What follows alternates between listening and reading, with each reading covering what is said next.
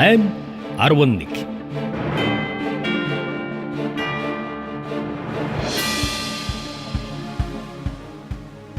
Эрхэм сонсогчдоо 8.11 нэвтрүүлэг эхэлж байна. Өнөөдрийн сэдэв мөнгөний бодлого тогтвортой байдлыг чухалчилж байна. Монгол банкнаас өмнө нь хизээч байгаагүй мөнгөний хатуу бодлогыг энэ онд хэрэгжүүлж эхлээд байна. Үүнийг олон улсад макро зохистой бодлогоч гэж нэрлэдэг. Өөрөөр хэлбэл эдийн засаг тогтвортой өсөж байхын тулд санхүүгийн системч тогтвортой байх ёстой. Нэгэн доголдоход нөгөө нь дагаад урууддаг харилцан хамааралтай зүйл. Тиймээс Төв банкнаас эдийн засгийн савлгаанд өртөхгүй тогтвортой байдлыг хангах үүднээс мөнгөний хатуу бодлого хэрэгжүүлж байгаа юм. Тодорхойлбол нэгдүгээрт мөнгөний бодлогын хүүгээ оны өмнө 1%-аар нэмэгдүүлж 11% болгосон. Энэ нь арилжааны банкудад зээл хумих хөшүүрэг болж өгнө. Хоёрдугаарт хэрэглээний зээлийн хугацааг 6 сараар наажлуулж 30 сар болгосон. Ингэснээр иргэдийн хэрэглээний зээлийн хэмжээ тодорхой хувиар багасна гэсэн үг. Гуравдугаарт зээлдэгчийн сарын бодит орлогын 70%-аас хэтрүүлж зээл олгохыг хориглосон. Өмнө нь тэтгэврийн зээлийг 90-ээс 100% барьцаалан зээл олгодог байсан бол одоо 30% нь тухайн өндөр настанд үлдэхээр болж байна. Дөрөвдүгээрт Төв банкны урт хугацаатай үнэт цаасны хэмжээг нэмэгдүүлсэн. Ингэснээр арилжааны банкуд чөлөөт нөөцөө Төв банкны урт хугацаатай үнэт цаас руу оруулах боломжийг нээж өгсөн. Эдгээр бодлогын алхмуудыг хийснээр зах зээл дээрх валютын эргэлтийг бууруулна, импортын хэрэглээг хязгаарлана, банкны системийн тогтвортой байдлыг хангана гэж тооцсон байна. Монгол банкны мөнгөний бодлогын газрын захирал Баярдаваа. Энэ бодлогын хамгийн энгийн гэж хэлж болох тодорхойлолт нь юу вэ гэхээр ерөөсөө энэ системийн эрсдлийг удирдах тухай асуудал гарч ирж байгаа. Энэ системийн эрсдлийг үүсгэхгүй байх, энэ системийн эрсдэл үүссэн бол тэрийг буцааж бууруулах ийм зүйлийг бол энэ макро зохистой бодлогоор хийдгээ гэж хэлж байгаа нэгдүгээрт нь. За тэгвэл ахаад энээс гадна нэг жоохон амбицлог тийм зорилго цаана байгаа. Тэр зорилго нь юу юм бэ гэхээр зэрэг санхүүгийн системийн мөчлөгийг удирдна гэдэг ойлголт гарч ирж байгаа. Бид нөгөө макро эдийн засгийн мөчлөг гэж мэднэ шүү дээ. Эдийн засгийн мөчлөг, уналттай, сэргэлттэй ийм орчил гэж зарим хүмүүс ч хэлээд байгаа. Тэрнтэй ижилхэн яг санхүүгийн систем дээр ч гэсэн их идэвхжил буураад бүр агших тийм мөчлөг бас байгаа. Макро эдийн засгийн идэвхжил нь өөрөө эцэстээ юугаар идэвхжил бий болж идэвхжил нь их нэмэгдэж агшдаг вэ гэхээр зэрэг хөрөнгө оруулалтын шийдвэрүүд, хэрэглээний шийдвэрүүд. Тэгэхээр хөрөнгө оруулалтын шийдвэр, хэрэглээний шийдвэр хоёр бол эцэстээ санхүүжиж байгаа хоёр том их үүсвэр бий. Нэг нь болохоор зэрэг аж ахуй нэгж байгууллагууд бол эсвэл өөртөө хоригдлуулсан тэр дотоод кэш, дотоод санхүүгийн нөөц хоригдлогдсон ашиг гэж бүр тодорхой ярих юм бол. Хоригдлогдсон ашигаараа тэр хөрөнгө оруулалтын их үүсвэрийг нэг хийж болно. За хүн бол өөрөө хадгаламжаасаа шууд өрхүүд бол шууд хэрэглээгээ нэмэгдүүлж болно. За гэтэл нөгөө талд нь бас ямар их үүсвэр бас бэлэн санхүүгийн систем дээр бэлэн байгаа вэ гэхээр зэрэг зээлэр аж ахуй нэгжүүд хөрөнгө оруулалт хийхдээ ч гэсэн тэр дотоод санхүүгийн нөөц бол хүрхгүй байх юм бол санхүүгийн системээс зээл авна.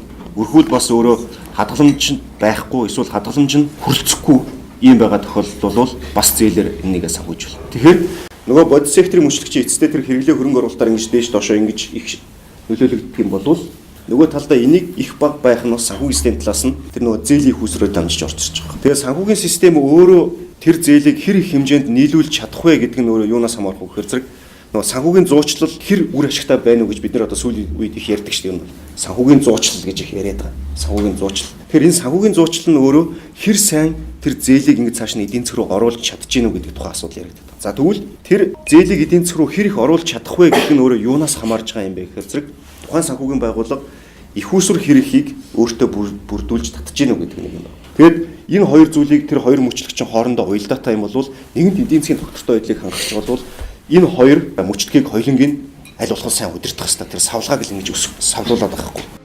Монгол банкнаас зөвхөн энэ жилийн эдийн засгийн өсөлтийг дэмжих биш, урт хугацаанд тогтвортой өсөх нөхцөлийг бүрдүүлэх үүднээс өнөөдөр зах зээл дээрх мөнгийг хумих бодлого хэрэгжүүлэхээр шийдвэрлэжээ.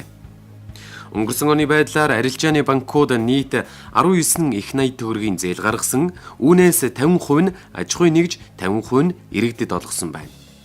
Иргэдэд олгосон зээлийн 4.5 их 80 төгрөг нь орон сууцны зээл, 4.5 их 80 төгрөг нь хэрэглээний зээл. Иргэдийн авсан хэрэглээний зээлийн 80 орчим хувь нь удаан хугацааны эдлгээтэй бараа бүтээгдэхүүн буюу цахилгаан хэрэгсэл, автомашин байна. Энэ нь импортод маш хүчтэй нөлөөлж, улмаар төгрөгийн ханш унах гол нөхцөл болж байгааг Монгол банкнаас тайлбарлаж байгаа юм.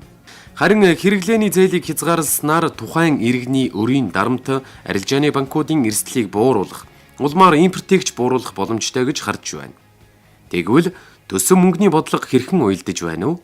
Мөнгөний бодлогын хорооны Харьяат бус гишүүн санхүү эдийн засгийн их сургуулийн багш Батсүх. Тэгэхээр энэ дээр одоо энэ хоёр бодлогын зохицлын тухай асуудал яригдж байгаа юм да. Энэ жил ингээд сангийн бодлого талаас харах юм бол тэлэг бодлого явуулах шинжтэй. Тэгсэн мөртлөө мөнгөний бодлого дээр бол бид нар харьцангуй консерватив байр суурьтай байгаа. Яг гэвэл ер нь хумх бодлого явагдаж бололцоотой явагдав. Ер нь бол яаж байгаа вэ гэхээр гадаад нөхцөл байдал, дотоод нөхцөл байдлаас харахад бол бид нар инфляц өсөх нөхцөлтэй байна гэж харж байгаа. Тэгэхээр энэ тохиолдолд бол мөнгөний бодлого мэдээж хумх чиглэлд явах хэрэгтэй. Тэгэхээр засгийн газраас гаргаж байгаа шийдвэрүүд нь мөнгөний бодлогын эрсдлийг үүсгэж байгаа учраас бид нар засгийн газартаа илүү их одоо тэр зөвлөмжүүдийн дагуу ажиллаж чи гэсэн тийм шаардлага бол тавьж байгаа. Гэтэ ийм хэцүүлдийн олон жил уламжлагдаад ирсэн ерөнхийдөө бол ингээл яваад идэх зүйл байдаг. Бид нар яг үүндээ бол одоо ирээдүйд төлөх өөрөө төлөх тийм бэлтгэлийг болгоход хангахгүй. Бусад улс орнууд өөр тавингуудаа хажууд нь яг үхээр өөр төлөх сангаа дахиж цуг байгуулж авдаг. Тэгэхээр ийм жишгүүд бол Монгол дээрээс огт байхгүй. Тэгэхээр мэдээж яг нөхцөл байдал тулаад ирэхдээ адилхан л бас өмнөх аргаа хэрэглэх тийм төлөвтэй бол байгаа гэсэн. Долларын ханшийн өсөлт бол мэдээж манай инфляц дээр ирдэг хамгийн том дарамт шүү дээ, тийм. Нөгөө талаас энд юу вэ нөхөр нефтийн үн өсөх нь бол яг зардлын талаасаа бол инфляц нөлөөлөх бас нэг чухал хүчин зүйл. Нэгдүгээр эх жилийн цалин халамжийг нэмэх юм бол энэ чинь эрэлтийн талын нөлөөгөөрөө дахиад үнэнд нөлөөлнө. Тэгэхээр энэ эрэлтийн болон нийлүүлэлтийн нэлээд олон шалтгаантайгаар инфляц дээш өсч магадгүй нөхцөлтэй байгаа. Нэг мөнгөний бодлогын нэг онцлог байгаа л да. Яг гэвэл мөнгөний бодлогын одоо авч гарах хэмжээ чинь нэлээд урт хугацааны дараа үр дүнгээ өгдөг. Тэгэхээр өнөөдрийн эдийн засгийн сэргэлтэн дээр байгаа нь 17, 18 онд бодлогын хөв бууруулсан ч юм уу тийм мөнгөний бодлогын эерэг нөлөөнүүд одоо гарч ирсэн гэсэн үг шүү дээ. Тэгэхээр ирээдүйд үүсэх илүү халалтаас сэргийлэх үүднээс одоо бол бид нэр ахаа чангалах хэрэгтэй болж байгаа гэсэн. Засгийн газраас өмнө нь байгаагүйгээр орлого олж зарцуулахаар төсвөлсөн. Тодорхойлбол энэ оны төсвийг 9 их найдын орлого олж 11 их найд төгрөг зарцуулахаар төлөвлөсөн. Алдагдал нь 5.6%. Төсөв ингэж тэлсэн үед мөнгөний хатуу бодлого барих нь зөв шийдэл байж болох юм. Өөрөөр хэлбэл засгийн газраас гаргаж байгаа мөнгөн дээр нэмээд төв банкнаас мөнгөний зөөлөн бодлого явуулбал өргөн хэрэглээний бараа бүтээгдэхүүний үнээр илэрхийлэгддэг инфляцийн түвшин төсөөлж байгаагүйгээр өсөх юм. Мөн эдийн засгийн өсөлт чи 2 оронтой тоонд хүрч мэдэх юм. Харин газардахдаа хатуухан газардах учраас эдийн засгийн мөчлөг хэт савлгааг үүсгэхгүй тогтворжуулах үүрэг Монгол банкнд байна. Төв банкнаас баримталж байгаа энэ бодлого хэрэгжихгүй байхаа хоёр нөхцөлтэй. Нэгдүгээрх нь арилжааны банкуд бодлогыг тойрсон арга хэрэглэж зээл гаргах, хоёрдугаарх нь иргэд банкнаас авдаг зээл хумигдахаар банк бус санхүүгийн байгууллагууд руу хошуурч хэрэглээний зээлээр автомашин, гар утас, компьютер, зурагт хөргөгчөө авсаар байвал Монгол банкнаас хэрэгжүүлж байгаа бодлого зорилгоо хангахгүйд хүрэх эрсдэлтэй. Тиймээс санхүүгийн зохицуулах хороонд хандаж энэ бодлогыг хэрэгжүүлэхэд хамтран ажиллах хүсэлтэд илэрхийлсэн байна. Тэгвэл санхүүгийн зохицуулах хорооны банк бус санхүүгийн байгууллагын газрын дарга итгэл сүрэнгээс банк бусаас гарч байгаа зээлийг хязгаарлах боломж байгаа эсхийг тодрууллаа. Ер нь бол банк бус санхүүгийн байгууллагуудын нөгөө хүүгийн түвшин мэдээж жоохон арилжааны банктай харьцуулахад өндөр байна гэдэг маань хугацааны хувьд бол одоо тэр 360 сар буюу 5 жилийн хугацаатай олгодог зээл бол банк бусууд дээр бол ер нь харьцангуй бага байна. Тэгэхээр бол яг тэр нөлөөлөл бол арилжааны банкудаар хязгаарлалт ихээр банк усын салбар руу ч юм уу төлхөө орж ирнэ гэдэг дээр бол бас яг тэгж шууд ойлгож болохгүй. Мэдээж одоо юу гэдэг арай жоохон өндөр үедээ зээлийг бол ард иргэд тийм 5 жилийн хугацаагаар аваад төлнө гэдэг бол айгүй хүндэлтэй тийм ээ. Тэгэхээр банк усууд маань ч гэсэн өөрсдөө тийм шийдвэр гаргах хэрэгж ховрох тийм шийдвэр гаргах хэрэгэд ч ховор. Тийм боломж болцоо нь одоо бас энэ банк ус санхүүгийн байгууллагууд дээр бол юм мол байна л да. Яг тэгвэл банк ус санхүүгийн байгууллагууд маань өөрсдийнхөө хөрөнгөөр үйл ажиллагаа явуулж байгаа тийм ээ. Тийм учраас одоо нөгөө арилжааны банкуд шиг их хэмжээний мөнгийг харилцах хадгаламж хэлбэрээр хүүгөө хэлбэрээр татах тийм боломж хязгаарлагдмал шүү дээ. Тэгэхээр нөгөө байгаа хэдэн төгрөгөөрөө нөгөө эрсдэлтэй яг ийм зах зээл дээр ажиллаад тэгээд тэрийг бүр урт хугацаатай өндөр хувьтай өгнө гэх юм бол нөгөө зээлдэгчдэнд дарамт болоод зээлийн чанар бас иргэд муудах юм сөрөг талтай. Тэгэхээр богино хугацааны санхүүгийн хэрэглээг хангах ч юм уу тиймэрхүү ер нь хугацааны хувьд бол угаасаа Монгол банкнаас гаргасан тэр шийдвэр 5 жил дотор бол манай банк усын ихэнх зээл баг 99% нь бол тэр дотор багтаж байгаа гэж болж байна. Иргэд ихэвчлэн тансаглах гэхээсээ илүүтэй зайлшгүй шаардлагатай зүйлээ авах үүднээс хэрэглээний зээл хүсдэг.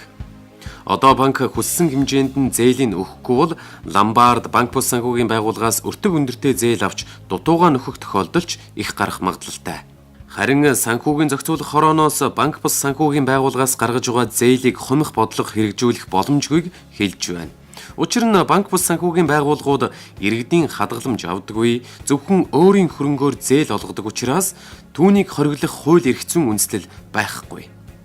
Харин зээлийн их үүсвэр нь хаанаас хэрхэн орж иж байна вэ гэдэг дээр хатуу хяналт тавьдаг тухайга холбогдох албанаас мэдээлж байна. Мөнгөний хэд хатуу бодлого явуулах нь иргэдийн хэрэглээг хумж эдийн засгаа агшаах нөхцөл болдог. Мөнгөний бодлогоор дамжуулж үндэсний үйлдвэрлэлийг дэмжих нь эдийн засаг бодиттой өсөх боломжийг хангадаг гэж зарим эдийн засагчид сануулж байна. Эдийн засагч оюун болон удирдлагын академийн дэд захирал Баясгалан нарын байр суурийг одоо сонсгоё. Эдийн засаг их халдчих гээд байгаа үед хэрэглээнээсээ давсан үйлдвэрлэл явагдах гэж байгаа үед мөнгөний бодлогын хүүгээ өсгөж мөнгөө хязгаарладаг л да. Гэтэл манайд өнөөдөр тийм байдал үүснэ үү гэдэг асуудал бол гарч ирж байна. Зүгээр харж байхад бол байхгүй л байгаа. За хэрэглээний зээлийн хувьд бол бас л одоо нэг сайн арга хэмжээ болсонгүй гэж би бол харж байгаа. Зүгээр хэрэглээний зээлээр дамжуулаад үндэсний үйлдвэрлэлийг уг нь бол дэмждэг. Монгол улсад үйлдвэрлэгдсэн бараануудыг зээлээр дамжуулаад борлуулах юм бол тэр борлуулалтаараа дамжигдаад үндэсний үйлдвэрүүд хөгждөг сувг байгаа юм л да. Тэгэхээр зэрэг зүгээр яг юмч хоёр талтай. Хэрэглээний зээлийг ингээд багасгасан нь нэг талаараа үргүү зардал гэдэг юм уу, орлого олдоггүй тэр зардлыг сааруулах ийм нэг зорилго агуулж болно. За хүмүүсийг жаахан хэрэглээндээ одоо нэг ийм хянуур хандаач гэсэн санаа мессежийг бол өгжөөж болох юм. Монгол банкны мөнгөний бодлого өөрийнх нь одоо зорилго одоо тийм Монгол төгрөгийн үнэ цэнийг тогтвортой байлгах гэсэн нэг гол зорилго байгаа шүү дээ. Тэгэхээр тэрийгээ одоо гол зорилгоо барьж хөвчлэн богино хугацааны бодлогуудыг хэрэгжүүлээд байгаа тий. Гэхдээ манайх бол бас нэгдүгээр жижиг эдийн засаг, хоёрдугаарт бол бас нэг төрийн төсвийн одоо эдийн засгт оролцоо их өндөр байдаг учраас Монгол банкны мөнгөний бодлого бол төсвийн бодлоготой бас уялдаж явдаг тий. Тэгэхээр тэрний нөлөөлөл бол бас байгаа. Гэхдээ ер нь бол мэдээж мөнгөний ханшийг тогтворжуулах одоо бодлогоо хэрэгжүүлэх хүрээнд л одоо Монгол банк мөнгөний бодлогоо тодорхойлж явж байгаа. Зүгээр зөв бурууг шууд өгөхөд бол хэцүү. Тэг яг ер нь эдийн засгийг тэлхийн тулд бол бас яаж тэлэх вэ гэдэг асуудал байгаа шүү дээ. Тий манайд болохоор нөгөө хвчлэн манайд нөгөө үйлдвэрлэл боловсруулах үйлдвэрлэл одоо тий нэмэн өртөг бүтээх үйлдвэрлэлийн салбар бол бас сайн биш байгаа тохиолдолд бол шууд одоо нөгөө мөнгөний зөөлөн бодлого явуулаад эхлэхээр бол бас цааталт нь бидний хаанш үнэлт гэл олон юмд бол бас сөргөөр нөлөөлөх талтай байдаг учраас бол шууд бас тэлэх тий бодлого явуулахад бол хүндэтэй. Тэгэхээр мэдээж тэрний цаана бол нөгөө үйлдвэрлэл нэмэн өртөг бүтээх талаа дэмжиж явж иж өөрөөр хэлэх юм бол мөнгөний бодлогоороо одоо бодит үйлдвэрлэлийн салбарыг дэмжих асуудал нь хамгийн чухал байгаа байхгүй. Тэр талд бас анхаарах хэрэгтэй. Иргэд банкнаас илүү өндөр хүүтэй зээлийн их үүсвэрээр шаардлагатай эрэлт хэрэгцээгээ хангах нь өрхийн санхүүгийн дарамтыг улам их нэмэгдүүлнэ. Нөгөө талдаа зах зээл дээрх мөнгөний нийлүүлэлтийг хумснаар үндэсний үйлдвэрүүдийн ашиг орлогоч буурах нөхцөлтэй юм. Энэ нь эдийн засгийн өсөлтөд ч сөрөг нөлөө үзүүлдгийг эдийн засагчид анхааруулж байна. Гэхдээ манай эдийн засаг маш эмзэг гэдгийг мартаж болохгүй. Хэрвээ олон улсын зах зээл дээр уул уурхайн бүтээгдэхүүний үн буурах, төлөвлөсөн хэмжээнд экспорт хийж чадахгүй нөхцөлд эдийн засаг хүссэн хүсээгүй дэмжигнж ирнэ. Мөн санхүүгийн салбарын тогтвортой байдлыг хангаж явахгүй бол эдийн засагт хямралын дохио болно. Эдийн засаг буурах төлөв ажиглагдвал чангалсан бүсээ бага зэрэг суллахад нөхцөл байдлыг хохирол багтаад авах боломжтой юм. Тиймээс Монгол банкнаас хэрэгжүүлж байгаа мөнгөний хатуу бодлогод шууд буруу өгөх нь өрөөсгөл юм. Сонсогч та бүхэндээ 8-11 нэвтрүүлгийнхээ ээлжид дугаарыг мөнгөний бодлого тогтвортой байдлыг чухалчилж байна сэдвээр хүргэлээ. Бэлтгэсэн сэтгүүлч Баяр Жаргал, найруулагч Баясгалан, нэвтрүүлэгч Од Баяр.